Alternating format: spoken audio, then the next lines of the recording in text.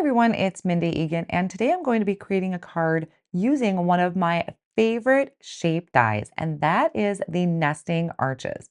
Altenew just released this brand new shape in their collection, and I was really excited to put it to use. This video is also a part of a video hop, so we have lots of inspiration and a giveaway. I will have a link to the next person in the hop listed down below in the video description, so be sure to leave a comment to be entered into this giveaway. I'm going to start my card by playing with the Build a Garden set. This is the Posh Petals. It has a stamp, a coordinating die, and a stencil. So of course, I absolutely love my stencils, so I'm going to be doing some ink blending today. I'm going to start off by stamping the outline image. I'm using a piece of white cardstock that is cut to 5.5 by 8.5. I did this so I could leave myself enough room to ink blend and then also to line up the coordinating die. So I'm placing this in my stamp wheel 2.0 and I tucked my cardstock down into that bottom left-hand corner. Then I'll condition my stamp by just rubbing my hand over it to remove any excess residue that might be left over from manufacturing.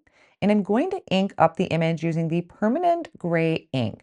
So what I like to do when I am going to be using some stencils to color the image is I like to stamp in a light color first, like a light gray.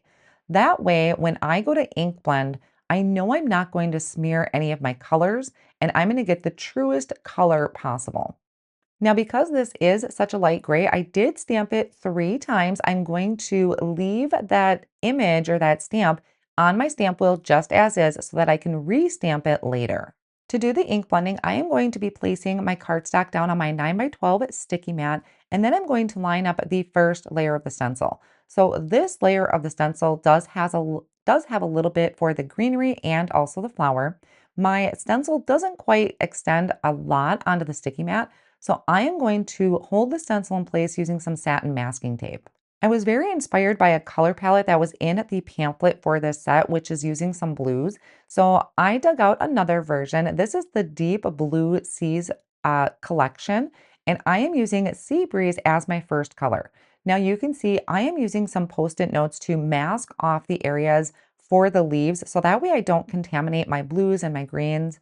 Once I finish my flower portion, I'll move my Post-it notes to mask off the flowers, and then I can ink up the leaves.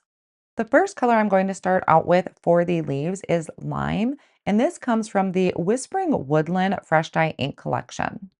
So after this is done, I can remove that first layer of the stencil, place the second one over the top. Again, I am masking off certain portions. So I'm starting with the leaves this time. This one I believe is a fresh leaf, still using that Whispering Woodland collection.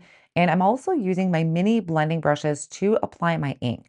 Now this one, it does have an etching on the stencil, so it's showing you the separation of the leaves from the flowers. So they don't line up if you try to line everything up all at once. You have to actually shift your stencil. There was one area on this particular stencil that was really small, and instead of worrying about masking it off, I brought in a micro blending brush just to hit that spot with my green. For the next layer of the stencil, I'm just going to go through each of those ink collections and go to the next darkest color. I think this one happens to be reindeer moss. And then for the flowers, I decided to step up or step down to the darkest color. And I think this one was starlight. So this one's really going to pack a punch. It's also going to add a lot of contrast to this image.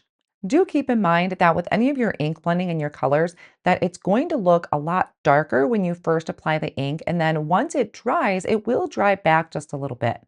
This stencil does also have the stems down at the bottom, so we have some beautiful lush leaves towards the top, and then the smaller stems down towards the bottom. Now we have some bigger leaves down here for the stems. This one, I believe I started with the reindeer moss, maybe even the fresh leaf, and then it's going to have another layer of the stencil to it, and I needed to find a darker green. So I actually went through a different ink color collection. That is the Green Valley collection, and I jumped to the darkest color in there, which is Mountain Pine. I was able to pick out these colors because I have a swatch book that I refer to constantly when I'm trying to pick out some colors.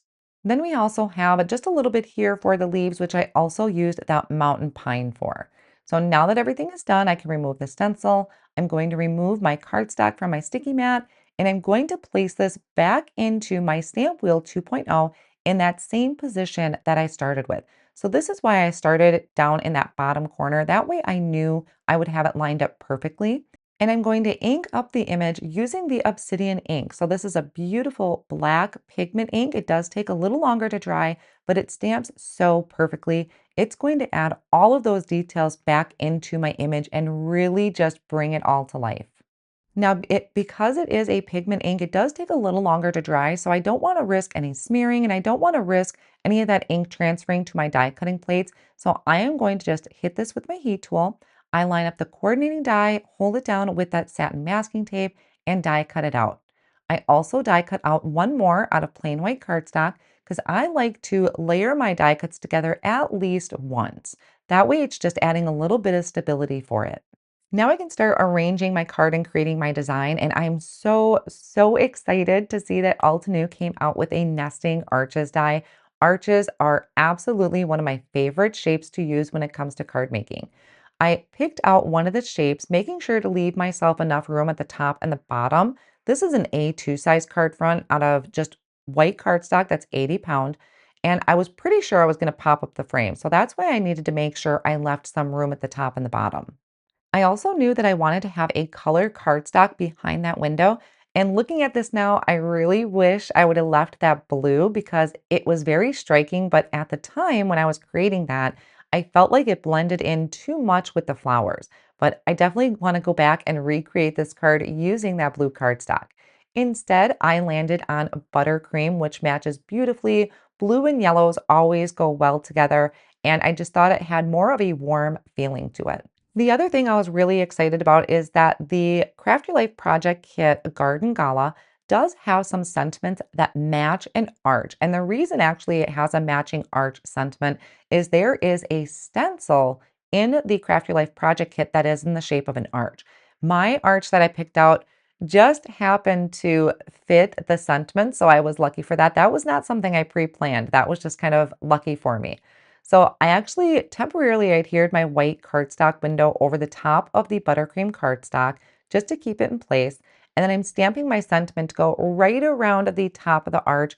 I love this design. I think it's just something unique you don't see very often.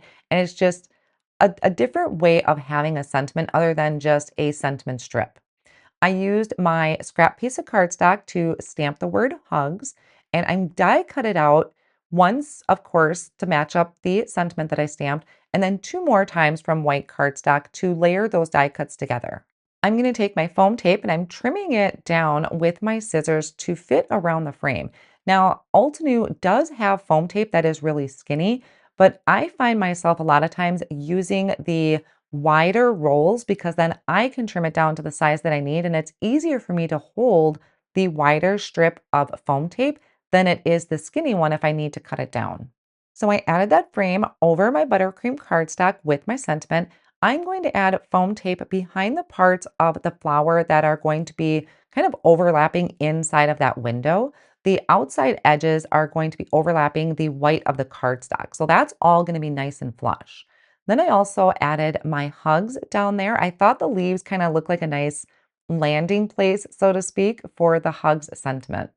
I'm going to finish it off with some embellishing. So I put my Crystal Moonlight sequence mix. This is the Stellar sequence, and I put them in the brand new twisty pods. I actually showed how I did this in a live that I will also link down below in the video if you're curious at taking a closer look at the Altenew release for March 2026. And I do share some ideas in there. So I picked out a few different sequins, added them with my liquid glue and my perfect picker, and I am calling that card done. So I do not use the word favorite lightly, but I will say nesting arches are my favorite shape to create with. If you're interested in any of the supplies that I used today, I will have them linked down below in the video description and over on my blog. Don't forget to leave a comment down below to be entered into the giveaway. And be sure to hop along with us for more inspiration. Thank you all so much for joining me, and I'll see you again soon.